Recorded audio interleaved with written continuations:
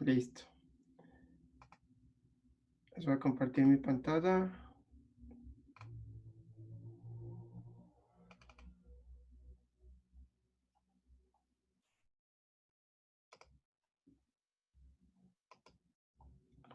Muy bien. Ya ven mi pantalla, ¿cierto? Sí, Ya.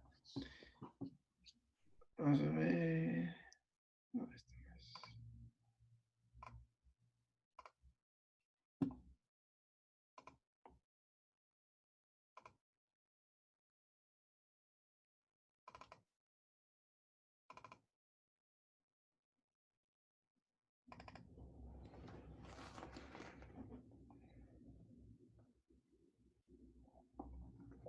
Bien.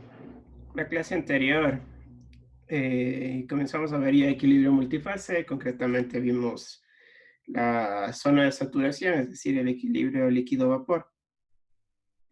Entonces, no hicimos más que reforzar un poquito de lo que ya habíamos visto previamente durante el semestre, que es definir cuáles son las zonas que definen este equilibrio líquido-vapor y ver cómo utilizar las tablas, ¿no? Mediante una serie de ejemplos. Me parece que faltaba uno de las zonas, que era la del líquido comprimido, y después ya vimos todos, ¿no? Habíamos visto también algo, un concepto nuevo, que era el de calidad o título de vapor, que básicamente es la relación entre la masa de vapor que tú tienes dentro de la masa total del vapor húmedo, ¿no? Es decir, la fase gas que tú tienes en el vapor húmedo. Entonces, bueno, aquí están todas las tablas del libro de Sengel que habíamos visto y hemos hecho una serie de ejemplos, ¿no? Me parece que nos quedamos acá. ¿Hicimos el ejercicio 5 o nos quedamos en el ejercicio 4? No, sí hicimos, sí hicimos. Hasta el ejercicio 5 creo que hicimos. Sí. Entonces faltaba esta zona, ¿sí? Bien, tenemos líquido comprimido. ¿Qué es un líquido comprimido? Pues básicamente es del agua líquida común y corriente cuya temperatura está por debajo de la temperatura de saturación a la presión del sistema, ¿no? Entonces, las tablas de propiedades termodinámicas del líquido comprimido son poco comunes. La variación o sea, la razón por la cual son poco comunes es que la variación de las propiedades termodinámicas es casi nula. Al aumentar 100 veces la presión, produce que las propiedades varíen en un 1%, ¿no? Entonces son bastante constantes cuando tú te mueves por esta zona de líquido comprimido, lo que también se llama líquido subenfriado. Y claro, las tablas son idénticas a las de vapor sobrecalentado, ¿no? Entonces, como en el vapor sobrecalentado, en un líquido comprimido, la presión y la temperatura, de cierta manera, son independientes. Eso quiere decir que a cierta presión le corresponde un rango de temperaturas y a cierta temperatura le corresponde un rango de presiones, ¿no? Lo que tienen ustedes nuevamente van a ser presiones aquí definidas y después lo que van a tener en este eje de acá van a ser las temperaturas, ¿no? Y después, junto a las temperaturas, van a tener todas las propiedades intensivas correspondientes, ¿no? Como volumen específico, energía interna, entalpía y entropía, etc. Entonces, aquí están las propiedades de un líquido comprimido, ¿no? Eh, un líquido comprimido es aquel cuya presión está por arriba de la presión de saturación a esa temperatura. En cuanto a la temperatura, es menor a la temperatura de saturación, a esa presión, a la presión del sistema, digamos, es lo que dije hace un momento. El volumen específico va a ser menor al del volumen del líquido saturado a una presión o una temperatura dada. Las energías internas también van a ser menores a la de la región 2, que es la del líquido saturado, a una presión o temperatura dada. Y lo mismo pasa con la entalpía, con respecto a la entalpía del líquido saturado. Muy bien. Ejercicio 6 te dice, determina la energía interna del agua líquida comprimida a 80 grados centígrados y 5 megapascales, utilizando los datos de la tabla para el líquido comprimido. Utilice los datos para el líquido saturado, cuál es el error del segundo caso, ¿no? Entonces vamos a hacer el mismo cálculo pero utilizando una tabla de líquido comprimido y después una tabla de líquido saturado. Muy bien, déjenme ver. Vamos a buscar la tabla.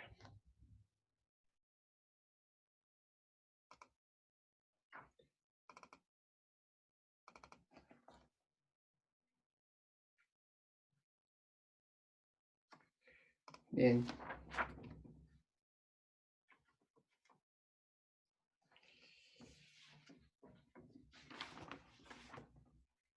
En la página 944, ustedes tienen estas tablas de... No, no es estas. A ver, 949. Sí, aquí tienen las de agua comprimida, ¿no? Bien parecidas a las de vapor sobrecalentado, como les había dicho. Y bueno, ahorita nos están dando, vamos a poner nuevamente en las anotaciones. Esto es lo que hicimos con ustedes en la anterior clase. Todavía no he subido al D2DL las anotaciones ni al canal de YouTube la sesión anterior, pero ya lo voy a hacer esta tarde. Vamos a pegar el ejercicio de la presentación.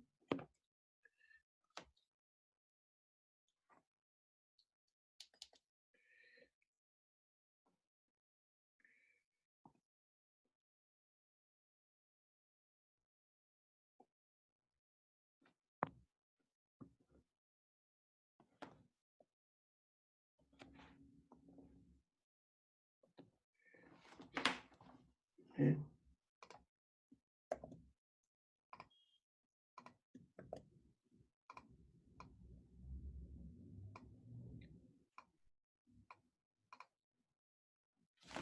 Bien.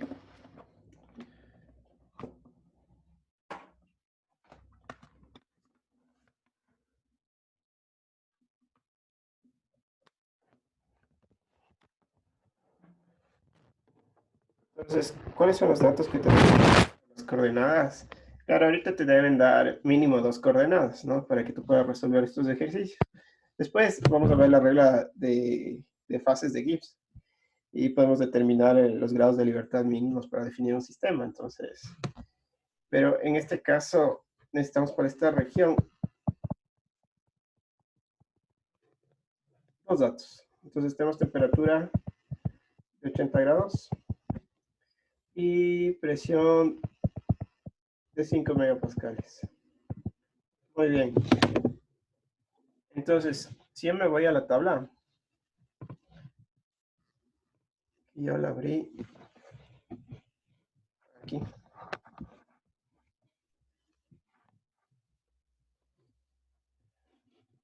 Ahí me han pedido la energía interna.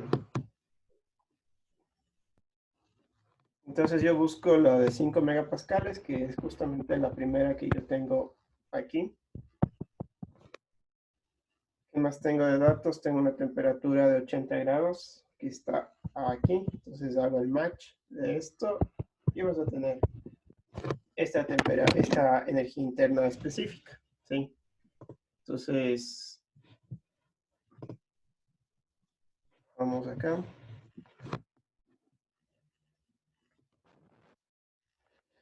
Termina energía interna.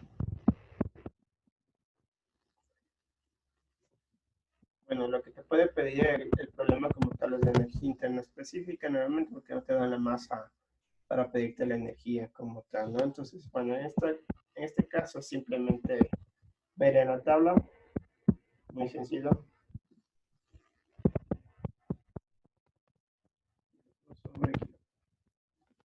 En la parte B te dice, ok, haz lo mismo, pero anda a las tablas de líquido saturado. Y utiliza lo que sería el UF, ¿no?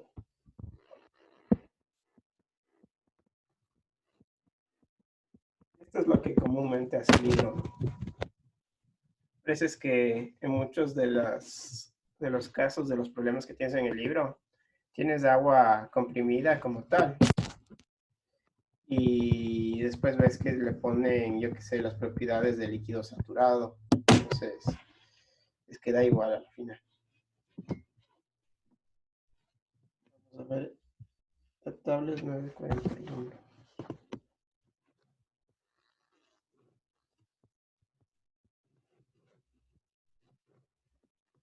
Bien, entonces aquí tenemos las propiedades del agua saturada, ¿no? Entonces, claro, lo que tendrías que hacer, déjenme ver, aquí está. Tenemos aquí, tienes que buscar con la misma temperatura, siempre. Y lo que tienes acá es básicamente tu UF específico, ¿no?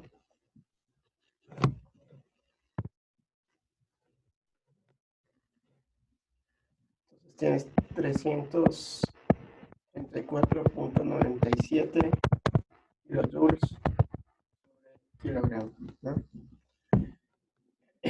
Solo por ver, ¿no? Esto es simplemente no te pedía el ejercicio.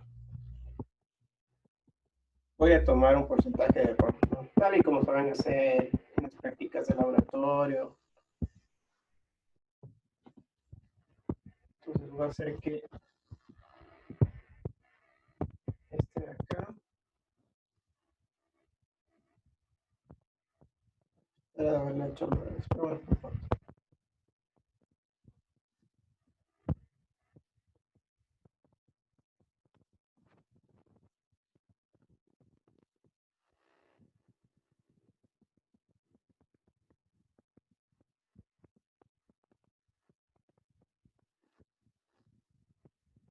Claro, tienes una desviación de 0.34%.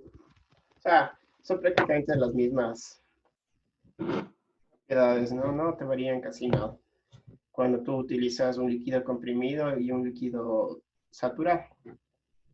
Es por eso que muchos de los libros de termodinámica ni siquiera existen las tablas de líquido comprimido, ¿no? Porque la variación es tan chiquita que realmente el error para términos teóricos, que es digamos, realizar una clase, no vale la pena incluirlo, ¿no? Entonces puedes utilizar indiferentemente, ¿no? Es por esa razón es que en el libro que ustedes tienen muchas de las veces utilizan las propiedades de líquido saturado. Bien.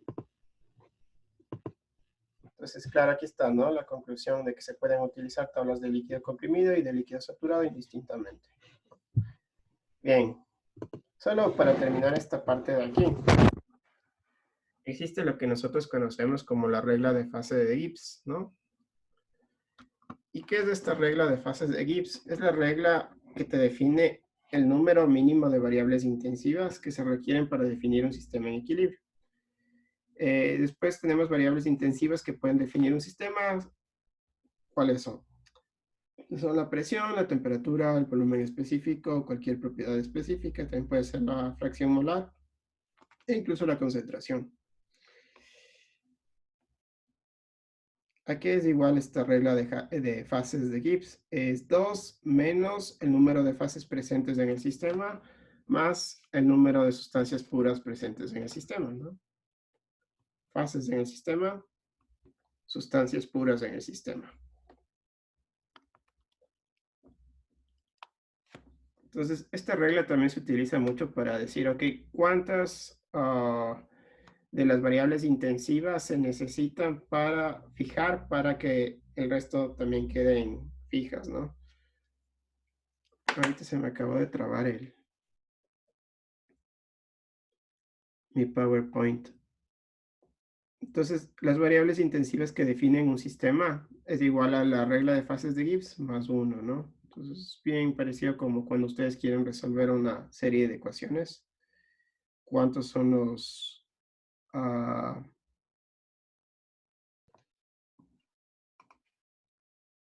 cuántas son las variables desconocidas, etcétera, y cuántas ecuaciones tú tienes? Déjenme ver si ya reaccionó esto. No.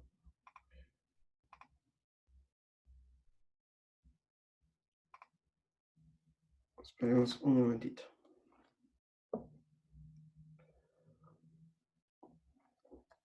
Me refería a los grados de libertades, no me salía la palabra.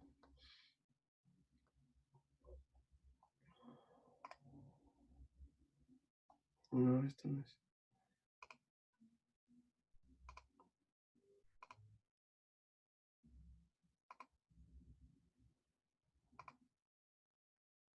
Ya.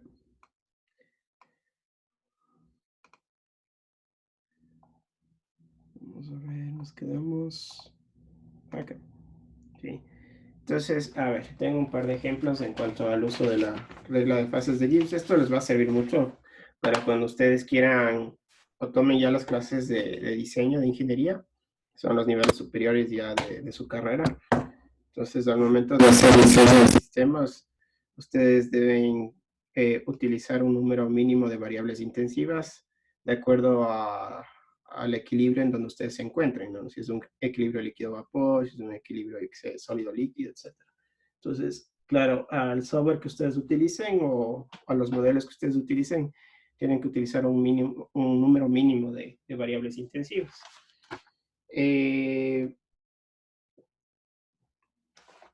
Yo qué sé, a ver, pasemos directamente a esto, ¿no? A este ejercicio. Entonces te dice calcular el número de grados de libertad, es decir, cuántas variables intensivas se necesitan para especificar el equilibrio termodinámico de este sistema. Entonces tenemos, en el caso A, tenemos benceno puro, ¿no? En estado líquido. Voy a poner esto acá. Entonces el tema es que vamos a ir calculando con la regla de Gibbs el número de variables intensivas necesarias para definir el sistema.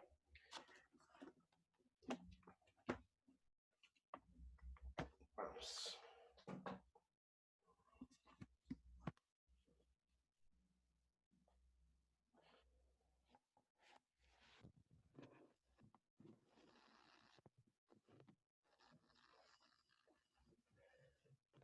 Y en la regla de Gibbs en general era 2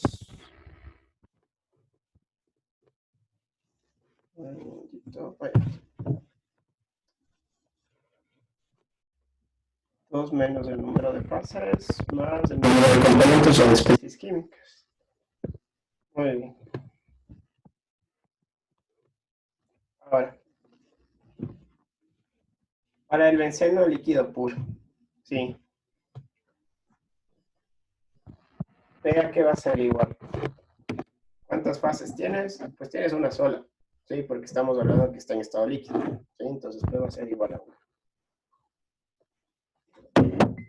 ¿Cuántos compuestos tienes? Pues solo tienes benceno. Tienes un sistema donde solo tienes benceno. Entonces, si tú calculas el número mínimo de variables que definen el sistema, va a ser igual a esto. Va a ser igual a 2, ¿no? Entonces, para el benceno líquido, ¿cuáles son las variables que definen el sistema? Pues mínimo son 2 de las intensivas, pero generalmente puede ser temperatura y presión. Deben ser especificadas en el rango en el que el benceno permanezca líquido, ¿no? Entonces, temperatura y presión podrían ser definidas, ¿no? Esto también es súper útil para, bueno, para quienes somos profesores de estas materias, porque también, claro, con el número mínimo de variables tú sabes cómo se puede resolver el problema, ¿no? Entonces, que no te falte nada, digamos, en el ejercicio. Después tenemos, en el B, tenemos una mezcla de hielo y agua. Sí, o sea, tenemos una mezcla que está en equilibrio de hielo y agua, ¿no? O sea, esta regla aplica solo para un equilibrio, ¿no? Entonces, vamos a poner aquí mezcla. Hielo, agua. Muy bien, ¿cuántas fases tenemos ahorita? Pregunta. 2. Bien, tenemos 2 fases. ¿Cuántos compuestos? ¿Cuántos compuestos tenemos? 1. 1. Bien.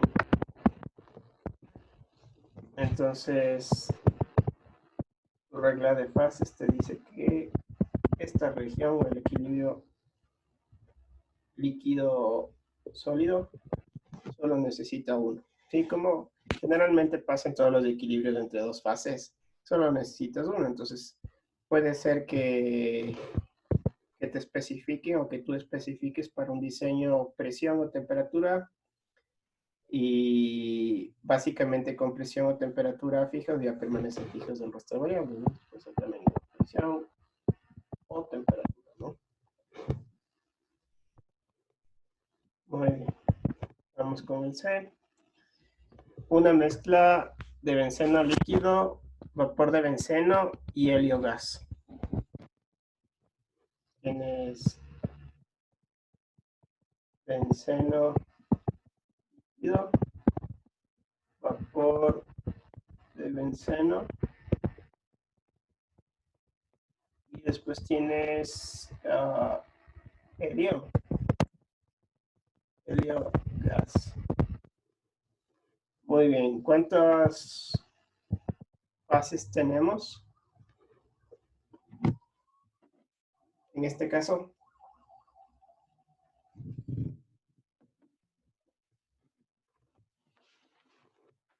¿Cuántas fases deberíamos tener? 2. Dos. Exacto, porque tenemos líquido y gas, gas. ¿no? Después vamos a ver cuál es la diferencia entre un gas y un vapor, ¿no? En el tema de saturación.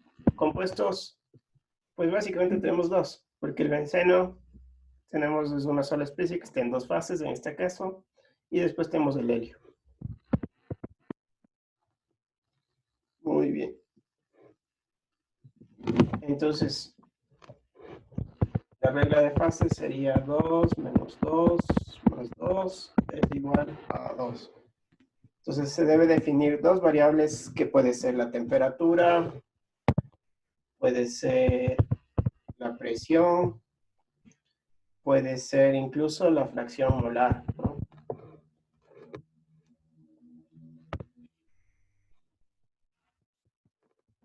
Bien, y finalmente tenemos aquí una mezcla de sal, agua,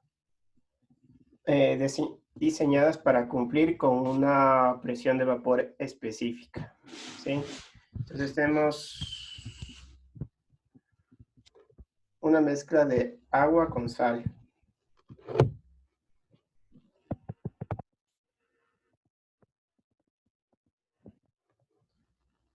Bien, en este caso tenemos fases.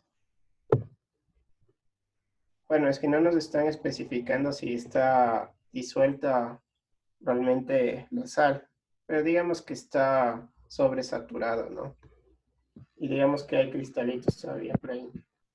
Entonces tendríamos fases 2, compuestos vamos a tener 2, por tanto la regla de fases va a ser 2 menos 2 más 2 es igual a 2.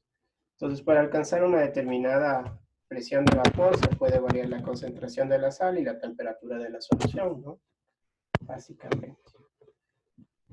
Entonces, bueno, concentración de la sal y puede ser también la temperatura. Puede ser la presión del sistema también. Pero bueno, es simplemente una referencia, esto la regla de fases de Gibbs, ¿no? Para lo que se les viene en las siguientes clases. E incluso podría haber otro ejemplo del punto triple, ¿no? Entonces, defina o aplique la regla de Gibbs para el punto triple. Entonces, en el punto triple, ¿qué tienes? Hagamos este último nomás.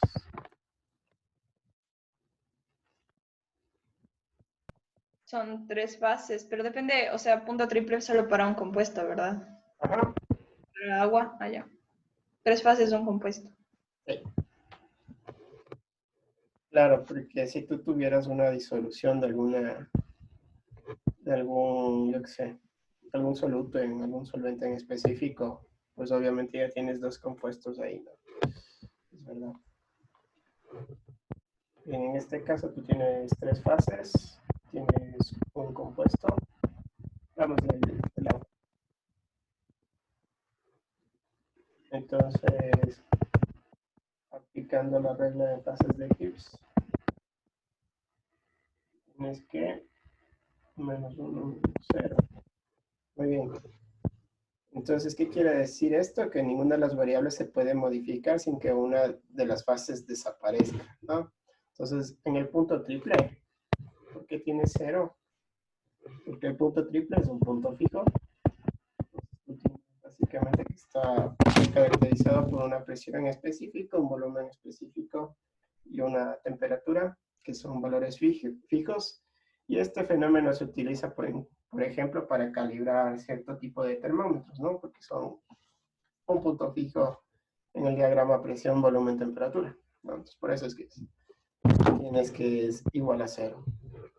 Bien, vamos con saturación.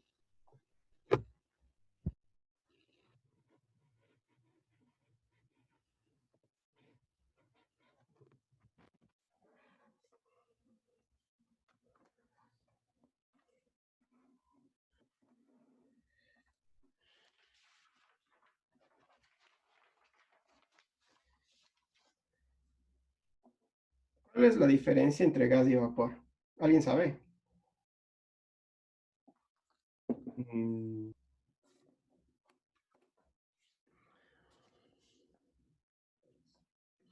Bien, gas es una sustancia, o sea, ambos están en fase gaseosa, ¿no? Pero gas es una sustancia en fase gaseosa que la temperatura correspondiente no se puede condensar debido a que se encuentra sobre sus condiciones críticas. Ejemplo puede ser el aire a temperatura ambiental. Y vapor se considera una sustancia en fase gaseosa que se puede condensar a la temperatura correspondiente. Ejemplo, el vapor de agua, ¿sí? A temperatura ambiente. Entonces, la diferencia es que básicamente el gas no es condensable a esa temperatura o a esa presión. ¿Sí? Tendrías que bajar a la temperatura crítica y aplicar esa presión mínima que vendría a ser la presión crítica, ¿no? En cambio, el vapor, ¿sí? Ese sí que viene a ser un gas condensable, digamos, ¿no? A esa temperatura o a esa presión. Bien, dicho eso, entonces, cuando un gas no condensable está en contacto directo con un líquido, el gas adquirirá moléculas de líquido. Si el contacto entre el gas y el líquido se lo mantiene durante suficiente tiempo, se va a tender al equilibrio. En ese momento, la presión parcial del vapor en el gas se va a igualar a la presión de vapor del líquido a la temperatura del sistema. A ver, voy a ponerlo acá.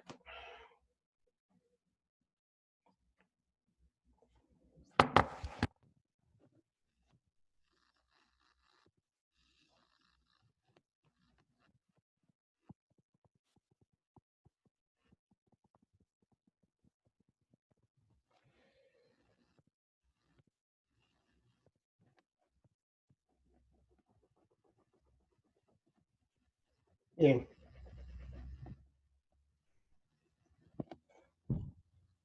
¿Qué es la saturación? Nosotros tenemos un ejemplo de saturación típico. Es cuando tú vas en una mañana fría como la que tenemos hoy. Y claro, tú estás yendo desde el Paseo San Francisco, donde has parqueado, y vas hacia la universidad. Y tú ves que en el puente hay unas pequeñas cochas, producto de que se ha llovido en la noche. Y en la mañana, bueno, eso sí a diferencia de hoy, está haciendo un poco de sol. Entonces, ¿tú qué vas a ver? En el puente vas a encontrar una cocha. Y esa cocha es básicamente agua líquida. Agua líquida que está sobre el suelo. Y decíamos que, ok, nosotros vamos a tener una mañana soleada. Y además vamos a tener un flujo de aire importante. Es decir, vamos a tener viento, ¿no? Entonces,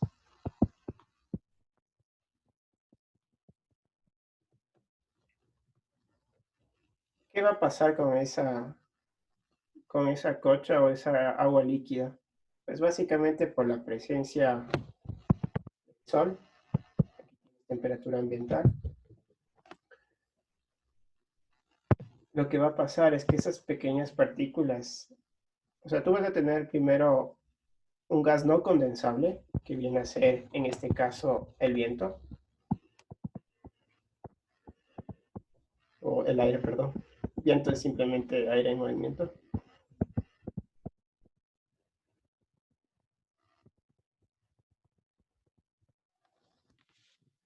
Y después tú vas a tener una evaporación. Es decir, que a esa temperatura ambiente, el aire en movimiento, que también llamamos viento, que es un gas no condensable, va a empezar a robarse o primero va a estar en contacto con esa superficie líquida, ¿sí? Y en segundo lugar, a esa temperatura ambiente se va a robar cierta cantidad o masa de agua líquida, ¿sí? Y que va a estar en forma de vapor condensable o de gas condensable, ¿no? Entonces, lo que vas a tener es vapor.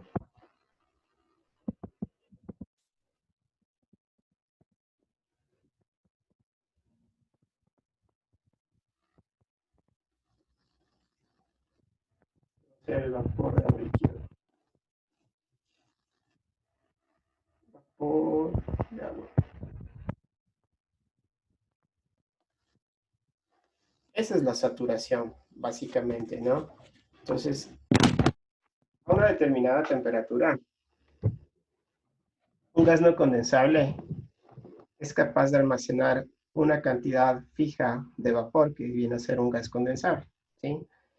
Y cuando tú analizas primero la presión que tú vas a tener aquí versus la de acá, si se llega al equilibrio, es decir, al equilibrio líquido-vapor, las presiones se van a igualar, ¿no?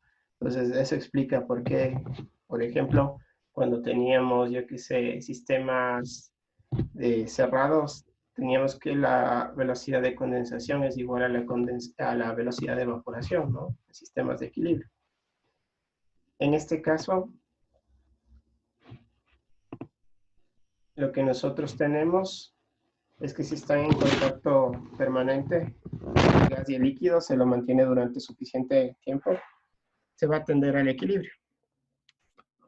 En ese momento, como decíamos, la presión parcial del vapor en el gas va a igualar a la presión de vapor del líquido a la temperatura del sistema, tal y como lo dije en la gráfica, ¿no? Entonces, aquí hay un caso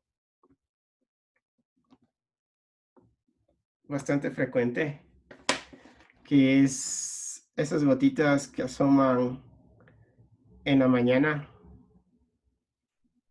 sobre la superficie de, yo qué sé, de la hierba, de las hojas en general, ¿no? ¿Qué es de esas gotitas? ¿Quién me explica qué está pasando? Porque qué es, ya saben qué es, pero ¿qué está pasando?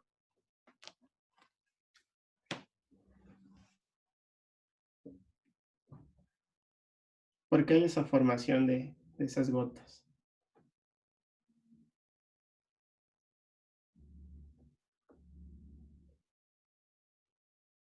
¿Alguien sabe? No, Pablo. Bueno, básicamente es el rocío, ¿no? Es el punto del rocío, ¿no? Entonces, eh, cuando tú tienes una temperatura de rocío o el punto de rocío, es el límite en el cual si tú haces un descenso de temperatura o aumentas la presión, el aire ya no tiene mayor capacidad de retención de ese vapor de agua y lo que va a tender es a condensar, ¿sí? En este caso va a condensar sobre las superficies tales como puede ser el mismo suelo, puede ser un parabrisas o puede ser las hojas de alguna planta o el césped, etcétera, ¿no? Bien, en el equilibrio líquido-vapor nosotros tenemos básicamente una región de equilibrio que se conoce como el punto de rocío, ¿no? Que en inglés le dicen el dew point. En el punto de rocío, la presión parcial del vapor de agua en el aire será igual a la presión de vapor o presión de saturación del líquido, como había dicho, ¿no? Entonces, claro, la presión de vapor que tú tenías del vapor en el aire, como en el ejemplo, esta presión va a ser igual a esta presión de acá, que es la presión de saturación, a esa temperatura ambiental. Entonces, el punto de rocío de una mezcla de gas no condensable con vapor se refiere al estado en el cual el vapor va a comenzar a evaporarse con cualquier decremento de temperatura. No evaporarse, a condensarse debería ser aquí. Esto debe cambiar. Bien, el punto de rocío está definido por una presión P, que es la presión de saturación, a una temperatura determinada, temperatura del sistema, ¿no? Y esta presión de saturación representa la presión parcial máxima del vapor de agua en la mezcla a la temperatura del sistema. Esto quiere decir que por encima de esta presión, el vapor de agua se condensará, ¿no? Entonces, básicamente, esa presión de saturación viene a ser la presión máxima de esta mezcla de gases en el sistema, ¿sí? Si tú aumentas la presión, lo que vas a lograr es que se empiece a condensar el vapor de agua sobre alguna superficie. ¿Cómo nos puede ayudar esta información? Cuando sabemos que el gas está saturado, se puede determinar la composición de la mezcla gas-vapor a partir de la presión de saturación o la temperatura de saturación. La composición de la mezcla es útil para realizar tanto balances de masa como balances de energía del sistema, ¿sí? Entonces, sabemos que debe existir un límite de la capacidad de almacenamiento de vapor, de vapor de agua en el aire a una temperatura determinada. Ese límite se lo conoce como temperatura de rocío, que había dicho, y en este punto la presión parcial del vapor de agua en el aire es igual a la presión de vapor, saturación del líquido, ¿no? El punto de rocío de una mezcla de gas no condensable con vapor quiere decir la temperatura en la cual el vapor va a comenzar a condensarse si esta temperatura desciende. Entonces, si consideramos un gas parcialmente saturado con agua a una presión y a una temperatura, la presión parcial del vapor de agua se incrementa aumentando la presión total del sistema. La presión parcial del vapor de agua no puede exceder a la presión de saturación a una temperatura dada. Como habíamos dicho, cualquier incremento de la presión en el vapor de agua superando la presión de saturación hará que el mismo se condense, ¿no? Entonces, la presión de saturación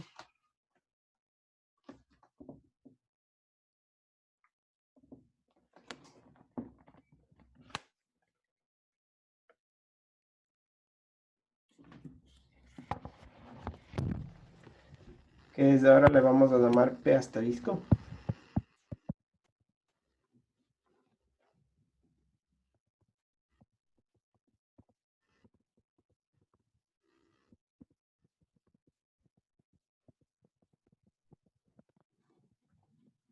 Representa la presión parcial máxima que el vapor de agua puede alcanzar a una temperatura dada, ¿no? Tanto el aire como el vapor de agua se pueden considerar gases ideales a condiciones ambientales, ¿no? Entonces, por lo cual podemos considerar un sistema aire más vapor de agua en condiciones de saturación como sigue, ¿no? Entonces, vamos a considerar un sistema conformado por dos gases, que va a ser aire más vapor de agua.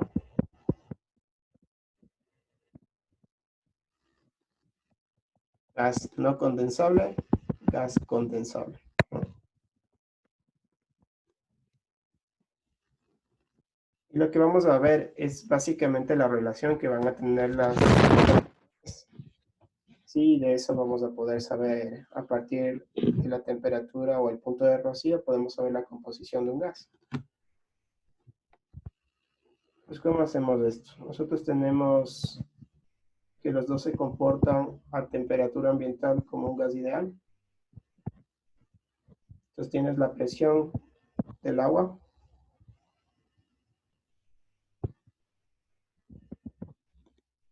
Es igual a del agua por una constante por la temperatura. Pues tienes que esto, puedes hacer una relación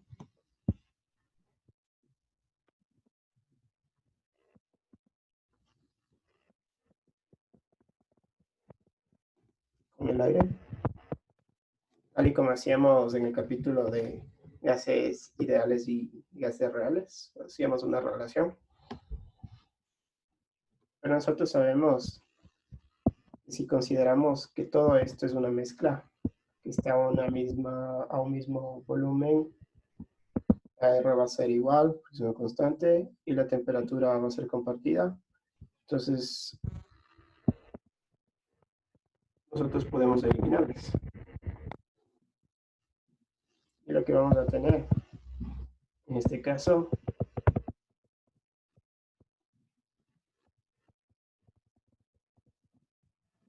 es que básicamente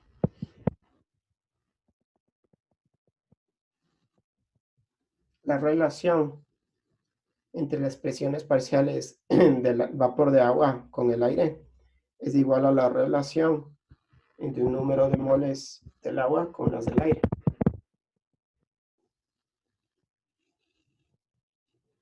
Muy bien. Además, nosotros sabemos que en la saturación, es decir, si el aire está saturado de vapor de agua, nosotros ¿qué sabemos en cuanto a las presiones parciales? Por definición, que dijimos antes, ¿no?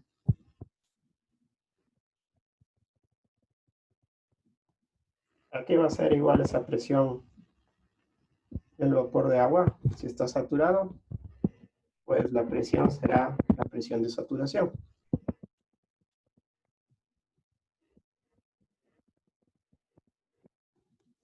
¿Cómo haces esa presión de saturación? Pues te vas a la tabla de agua saturada y tendrías que ver básicamente cuál es la presión de saturación que corresponde a la temperatura del ambiente en ese caso. Bien, entonces esto viene a ser el número de moles del agua sobre el número de moles del aire. Además,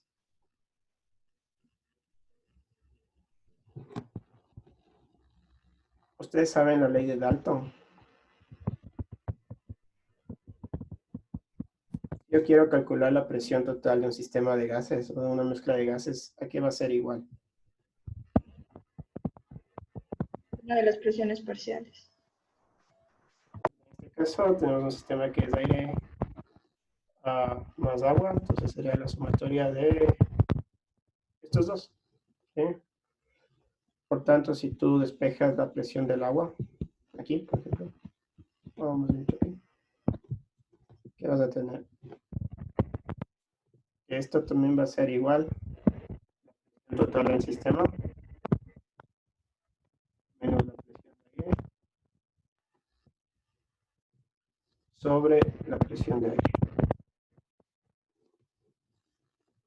Muy bien. Sabemos algo más.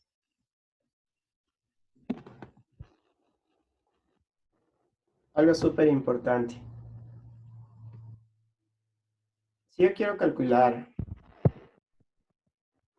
la presión del aire o del agua, yo sé que estas presiones son una fracción de esta presión. ¿Cuál es la relación?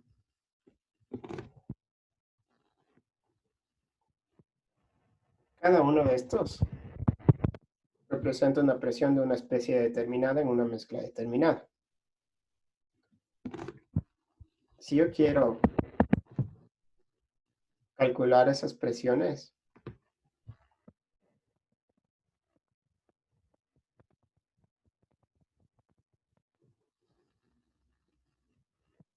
¿qué es esto de acá?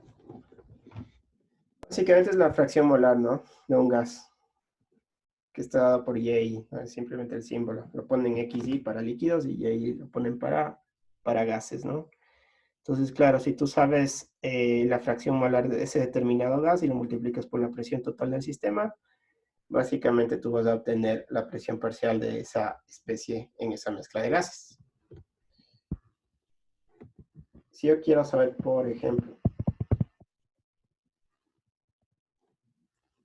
la fracción molar de vapor de agua en ese sistema que habíamos hablado antes, de esa mezcla de aire más vapor de agua, esto será la presión parcial del agua dividido para la presión parcial total del sistema, de la mezcla de esos dos gases. Esto también será igual a la presión del agua. Y por definición, esto viene a ser la suma de los dos, ¿no? Es decir, que esto también puede ser expresado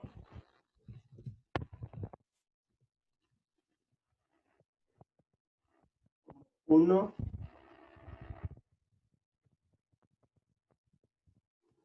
¿esto por qué? La sumatoria de los dos debe dar a 1, ¿no? Los componentes por concepto. Acá. Bien. Hasta ahí las relaciones que tenemos, ¿no? Entonces, tenemos un pequeño ejemplo. O tenemos un ejemplo pequeño y después uno bastante largo, donde combina ya balances de masa con el tema de saturación.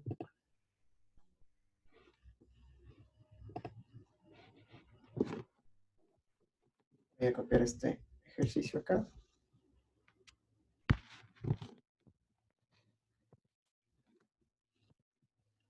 Vamos a ver aquí.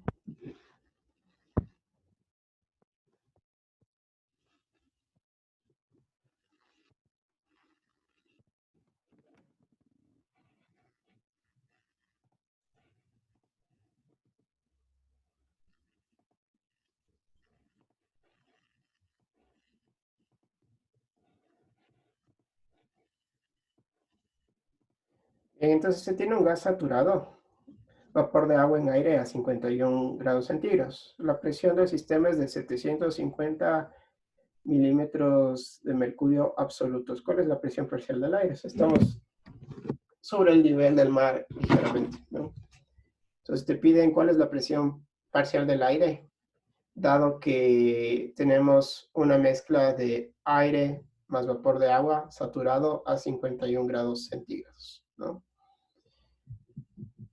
¿Cómo calculamos eso?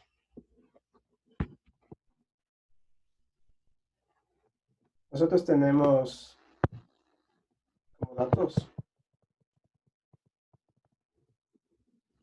tenemos la temperatura de 51 grados centígrados,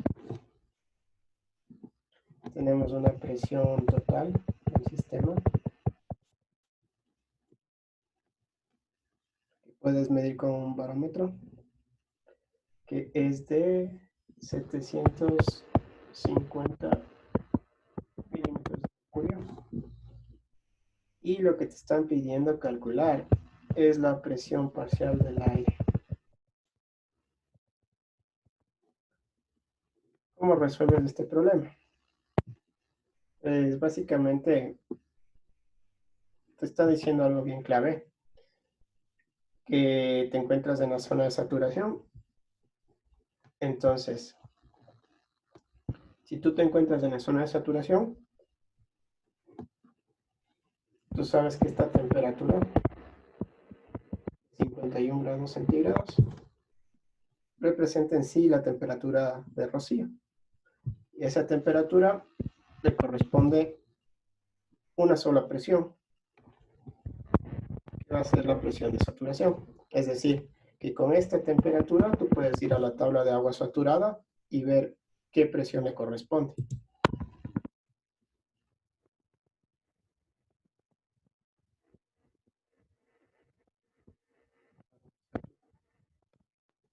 Entonces, si tú te vas a la tabla, tú ves que 51 grados centígrados le corresponde una presión de saturación de 98 milímetros de mercurio.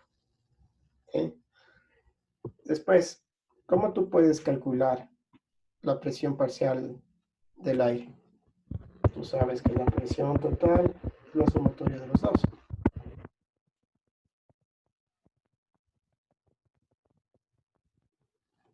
Entonces, despejando de aquí, lo que tú tienes es presión total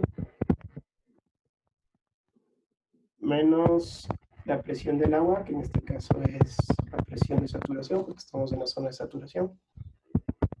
Y esto viene a ser 750 menos 98.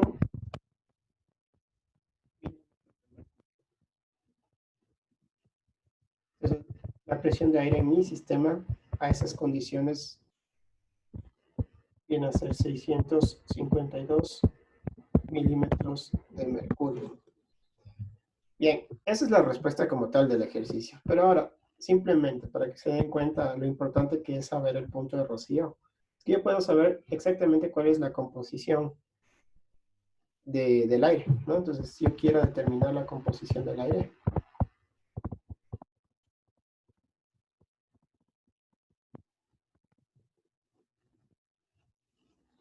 en este caso, por ejemplo, yo puedo determinar la fracción molar del agua.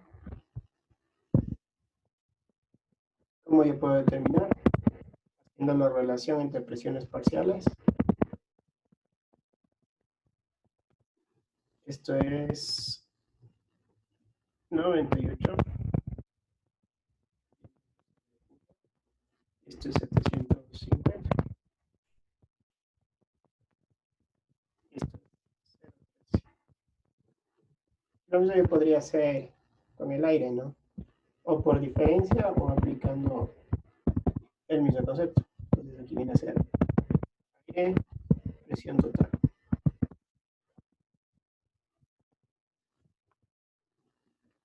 Este es 652, que es lo que calculé, el objetivo del anterior ejercicio.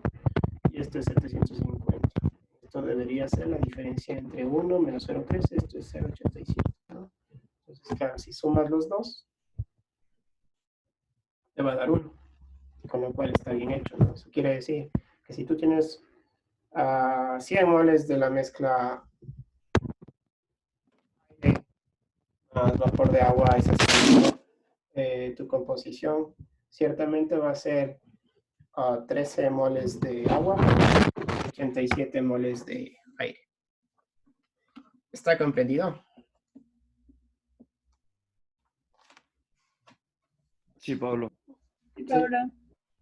Sí. A ver, esto es súper importante para igual para las materias que se vienen de diseño, que tienen después con el RONE, con la María del Carmen, porque el tema de saturación, claro, es un tema que se topa mucho en cuanto a meteorología y en cuanto a nosotros, por ejemplo, como ingenieros químicos, también hacemos durante el secado de ciertas sustancias, ¿no? De hecho, cuando ustedes ven el tema de secado o ven el tema de meteorología, ustedes topan temas como la humedad relativa y la humedad absoluta, ¿no? Entonces, ¿cuál es la diferencia entre una humedad relativa y una humedad absoluta? ¿Qué es una humedad relativa? ¿Alguien sabe? Creo que se le compara con, no me acuerdo con algo se le comparaba. Ya, pero así en términos generales, ¿qué información te quiere dar? ¿Alguien sabe? Bueno, a ver, una humedad relativa básicamente es una relación entre la presión que tú tienes del agua versus la presión de saturación a esa temperatura dada. Entonces, es un número adimensional que te quiere decir qué tan cerca te encuentras de la saturación, ¿no? Entonces, cuando tú estés más cerca de 1, es decir, que la presión de vapor del agua en el aire esté cerca, o sea igual, perdón, a la presión de saturación a esa temperatura dada, quiere decir que si tú reduces la temperatura, vas a tener lo que sucede en las mañanas, ¿no? Que se te va a condensar, ¿sí? O por aumento de presión o por reducción de temperatura. En cuanto a la humedad absoluta, ese ya no es un número dimensional, sino es básicamente la cantidad en términos másicos puede ser kilogramos de agua, que puede almacenar un gas a esa temperatura dada, ¿no? Entonces, claro, hay una capacidad máxima que puede albergar ese gas no condensable de agua con una temperatura dada, ¿no? Y este principio es súper chévere tanto para la condensación, digamos, para la lluvia, puede ser también para el secado, por ejemplo, para las torres de agua, de enfriamiento de agua, ¿no? Por arrastre de agua. Tú puedes diseñar sistemas de secado en base a la máxima capacidad de almacenamiento de aire que tú tienes, perdón, de agua en aire que tú tienes a una temperatura determinada. Entonces, en base a eso, tú puedes decir, ok, puedo inyectar X cantidad de aire seco y a un sistema que tú quieras retirar agua a cierta temperatura y yo sé que eso me va a sacar a esta temperatura, me va a sacar tanta cantidad de agua. Entonces, claro, así se diseñan sistemas de secado, ¿no? Bien, vamos a hacer otro ejemplo, súper importante. Este es un ejemplo buenísimo para ejemplo de prueba, ¿no?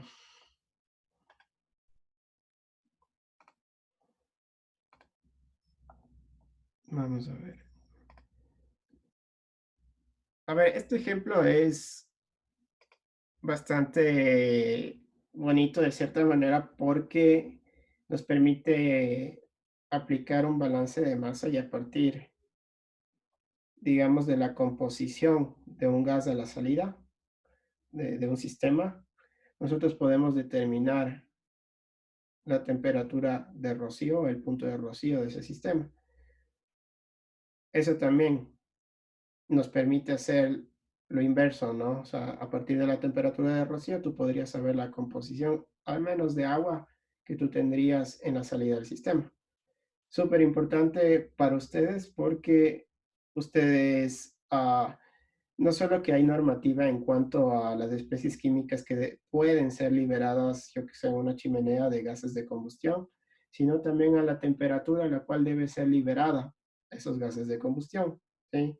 O sea, tú tienes que básicamente ciertos productos químicos que son tóxicos o ciertas especies químicas tienen que ser liberadas a ciertas temperaturas que estén lejos de esa temperatura de rocío, porque si se empieza a condensar ciertas especies químicas, lo que vas a tener son problemas, afecciones tanto digamos, a las personas que le rodean, como a las mismas instalaciones, ¿no? Entonces, tanto temperatura como especie química debe ser normada, ¿no? Bien. Entonces aquí tenemos ácido oxálico, ¿no? H2CO4 que es quemado a presión atmosférica con 4% de aire en exceso, de tal manera que el 65% del carbono se transforma en monóxido de carbono y nos piden calcular el punto de rocío de este producto gaseoso, ¿no? Entonces, a ver, vamos otra vez. No creo que vamos a terminar todo este ejercicio, esta clase de hoy, pero pues vamos a terminar entre las dos clases. Pero sí les digo que pongan mucha atención de este problema.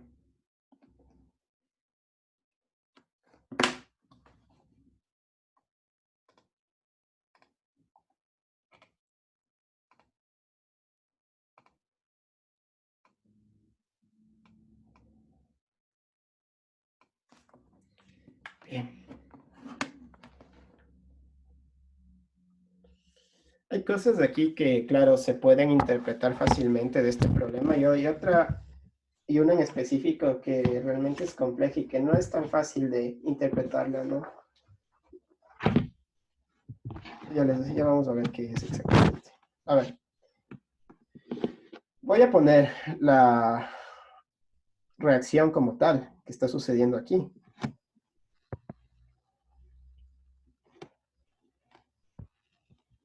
La reacción general viene dada por lo siguiente.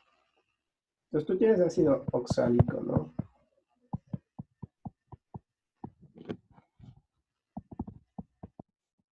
Y va a reaccionar con aire. Mediante o sea, digamos, es una oxidación, es una combustión, ¿no? Entonces en aire tú tienes oxígeno y tienes nitrógeno. La diferencia es que en una combustión, el nitrógeno generalmente sirve o se comporta como un outsider. Eso quiere decir que ni fu ni fa, es decir, no actúa en nada, ¿no? Pero muchas de las veces sí actúa, ¿no? También en cámaras de combustión, cuya temperatura obviamente va a ser muy alta, ese nitrógeno en presencia de oxígeno se suele oxidar y producir lo que llamamos como NOx. Y esos NOx son esenciales en la formación, por ejemplo, de ozono troposférico, ¿no? Ese ozono que es sumamente perjudicial para los seres vivos, ¿no? Da afecciones a vías respiratorias, ¿no? Entonces, decíamos, ese ozono que te protege a nivel estratosférico, pues es sumamente perjudicial a niveles troposféricos, donde nosotros nos encontramos. Los motores de diésel producen un montón de esto. ¿Por qué? Porque la relación aire-combustible es mucho más alta que un motor de gasolina, ¿no? Son más eficientes, pero contaminan más. A ver, aquí tenemos, es básicamente, esta es la reacción, ¿sí? Y ya está, como tal, ahorita, ya está balanceada estequiométricamente, ¿no? Hay algo que es clave aquí. Hay dos factores claves. El primero es que te dicen que es 4% en exceso de aire. ¿Qué quiere decir eso? Aquí tienes 4% de exceso.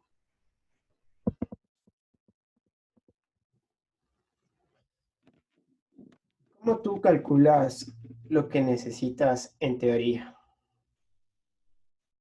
Pues básicamente tú calculas en base a estequiometría. Eso vendría a ser tu requerimiento teórico normal, ¿sí? Por encima de lo que tú necesitas estequiométricamente viene a ser el exceso. Eso es lo que se llama en combustiones el exceso de aire.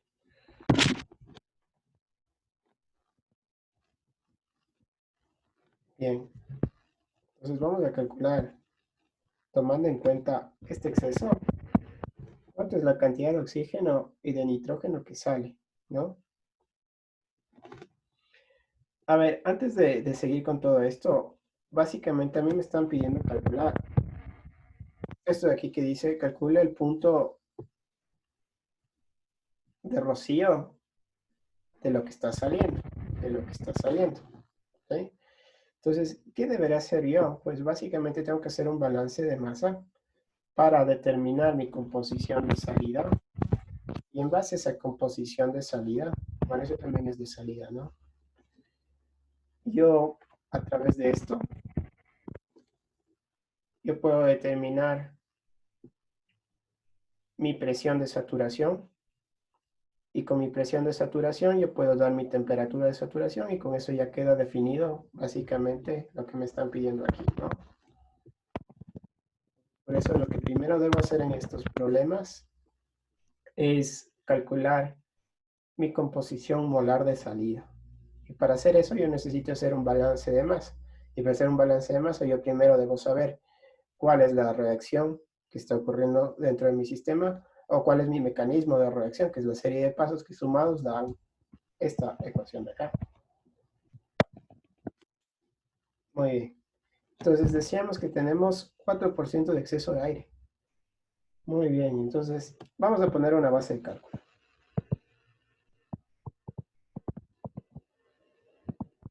Y eso va a ser 1 mol de mi combustible, que en este caso va a ser el ácido oxálico. Bien, entonces, si nosotros tenemos 1 mol de ácido oxálico, por relación estequiométrica en la ecuación que acabé de escribir, nosotros sabemos que por cada mol de esto,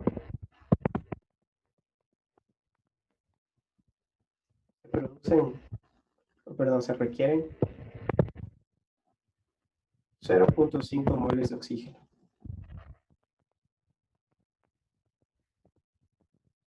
Aquí nada raro. ¿Pero qué representa esto? Esto representa la cantidad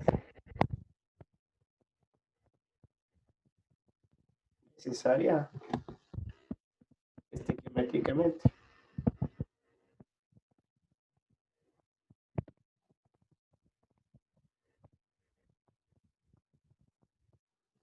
Para producir la combustión.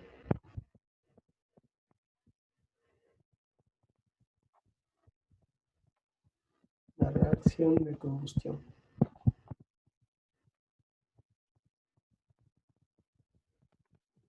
Bien, pero ahora te están diciendo que tú tienes un exceso, ¿sí?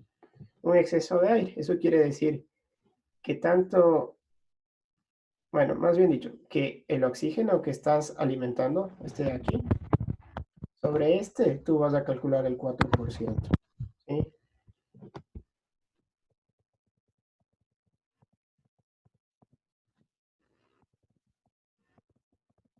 Es la situación real.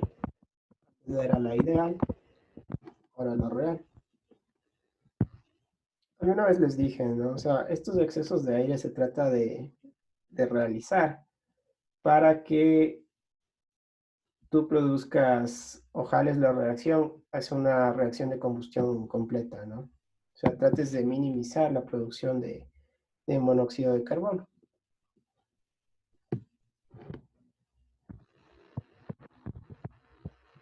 Y con eso optimices básicamente la cantidad de calor útil. Bien, déjenme ver qué puse aquí. Ya, ok. Entonces tú tienes 0.5 moles de O2, lo que necesitábamos para mi reacción, utilizando una base de cálculo de 1 mol de ácido oxálico. Entonces, claro, a esto yo lo multiplico por 1.04, ¿no? Es básicamente el exceso. Entonces, realmente lo que está ingresando son 0.52 moles de oxígeno. Esto es lo que ingresa. Realmente.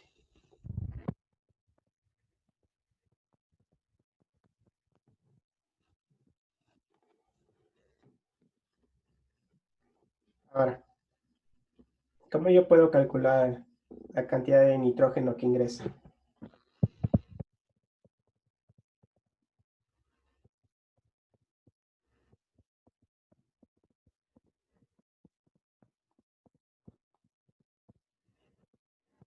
¿Sabe? ¿Cómo yo puedo calcular la cantidad de nitrógeno que está ingresando? Multiplicándole por 0.71 sobre 0.29. Ujú, ujú, sí, sí. De hecho, a ver, la composición molar, esa es composición volumen, ¿no? La que te estabas diciendo, pero la composición molar del aire, voy a ponerlo,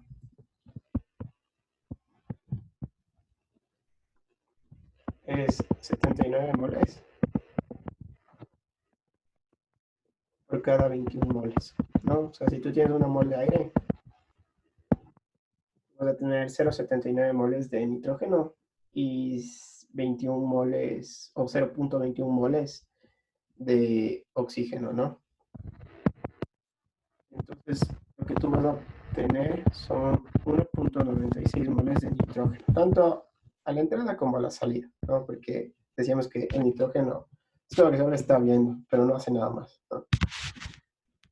Bien, aquí ya está calculado la cantidad real, ¿no? ¿Por qué? Porque yo he calculado en base a la cantidad real de oxígeno que era con el exceso, ¿no? Entonces ya está correctamente.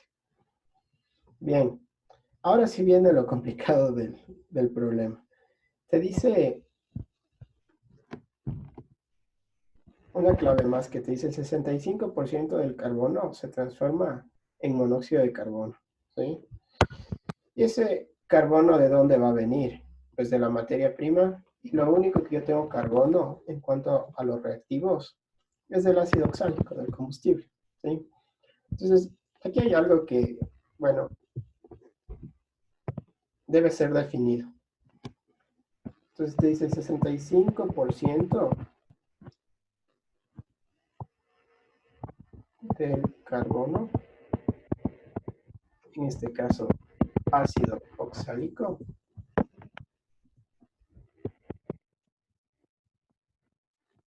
se transforma en monóxido de carbono. Bien.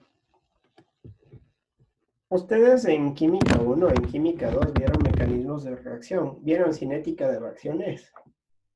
¿Vieron o no vieron? Sí, Ya.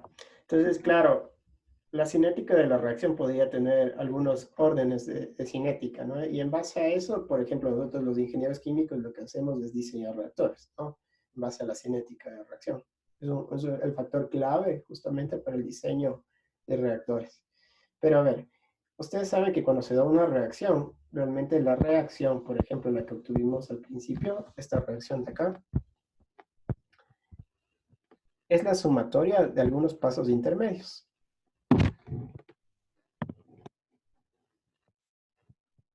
Y es una sumatoria de pasos intermedios que a veces no son ni muy intuitivos, ¿no? Para nadie. Pero hay una rama de la química que se dedica justamente a establecer esos mecanismos de reacción, que viene a ser una serie de pasos que sumados deben dar el paso que nosotros ya habíamos definido.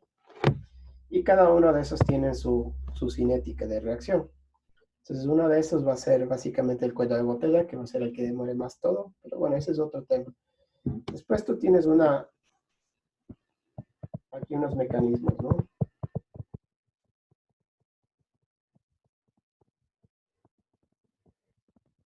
Esto, por ejemplo,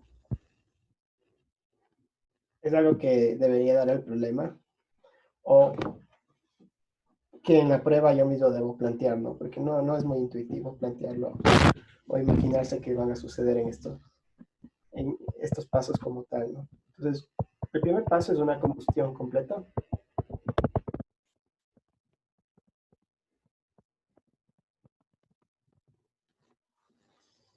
Y básicamente tú tienes tu ácido oxálico, tienes como para toda combustión, del comburente también, además del combustible, y te va a producir, tienes una combustión completa, se te va a producir CO2, ¿no? Humos de combustión. ¿Sí? Ya, y por otro lado, el otro mecanismo de reacción viene a ser una descomposición.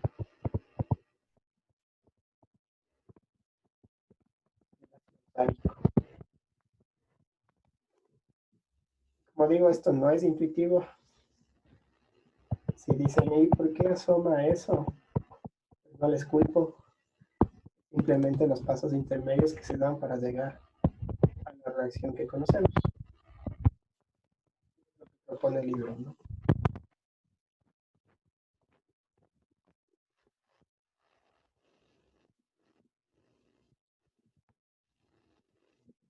A ver, solo déjenme ver una cosa.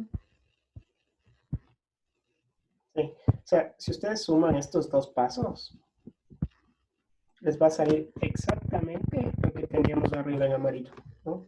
Ese es básicamente el sustento de un mecanismo de reacción. Si te diera otra reacción, eso quiere decir que algún mecanismo que hiciste está mal. Pero bueno, eso no tiene por qué saberlo. Simplemente te hemos planteado estas dos ecuaciones y cuya sumatoria te va a dar el paso general. ¿Y para qué has planteado estas dos ecuaciones? Porque el dato te decía que el 65% del ácido oxálico se transforma en monóxido de carbono. Entonces, sin saber estas reacciones es imposible calcular las cantidades estequiométricas que entran tanto bueno, que salen, ¿no? de los gases tanto de dióxido de carbono como ácido oxálico, digamos de monóxido de carbono. Igual que las cantidades que se están consumiendo, por ejemplo, y se están generando de oxígeno. Muy bien. Entonces, a ver, voy a hacerlo de abajo, tal vez sea mejor. Si nuestra base de cálculo era 1 mol de ácido oxálico, nosotros sabemos que el 65% va a ser 0.65 moles de ácido oxálico.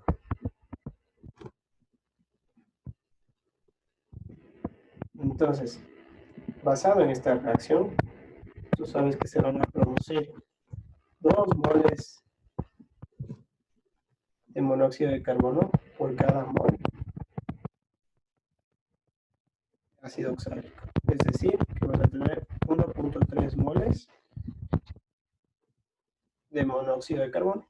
Esto se genera. Muy bien. ¿Qué más sabes a partir de esta segunda ecuación? Sabes que por la misma relación se va a generar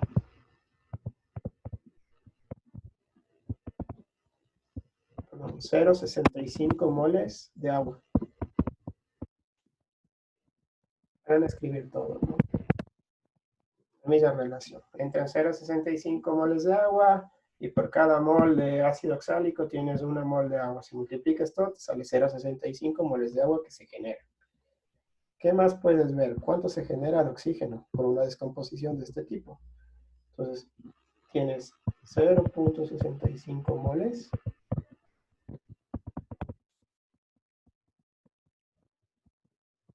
por cada mol de ácido oxálico. Se generan 0,5 moles de oxígeno. Muy bien, entonces en este caso se va a generar 0.325 moles de oxígeno. Se genera. Bien, y para terminar, aquí están entrando 0,65 y tu base de cálculo era 1. Tú sabes que en esta parte de acá se van a utilizar 0,35 moles de ácido oxálico.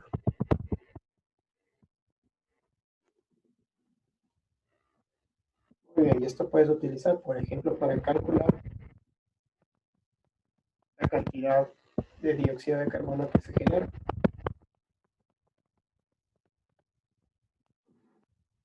este caso, CO2.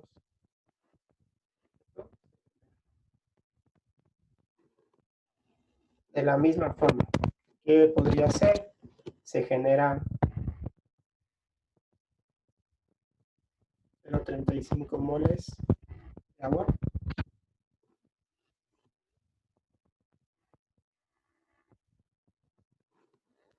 Pero también tengo que se consume